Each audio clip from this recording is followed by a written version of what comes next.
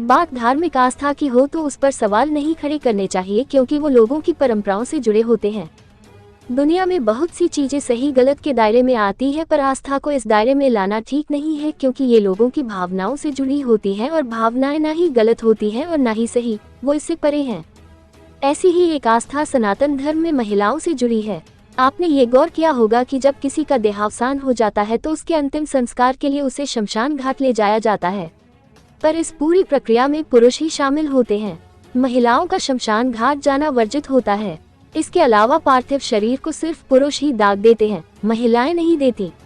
आज हम आपको इन परंपराओं का प्रमुख कारण बताने जा रहे हैं। चूंकि ये परंपराएं काफी लंबे समय से चली आ रही है, इसलिए इसके पीछे जो विचार था वो भी उसी समय का था।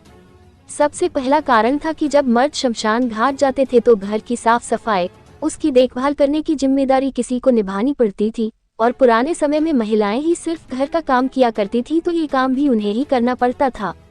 शमशान घाट का दृश्य कई बार भयानक हो सकता है। अपनों को चिता पर जलते देखना, फिर अस्थियों को लकड़ी से तोड़ते देखना काफी बुरा अनुभव हो सकता है। पहले ये माना जाता था कि महिलाएं कमजोर दिल की होती हैं, वो ऐसे दृश्य देखेंगी तो उनके दिल और दिमाग पर बुरा असर पड़ेगा। यह भी एक वजह है कि उन्हें शमशान घाट नहीं ले जाया जाता था। पुराने वक्त में ये भी माना जाता था कि महिलाओं के लंबे बाल शमशान घाट में मौजूद नकारात्मकता या बुराई को अपनी ओर आकर्षित करते हैं।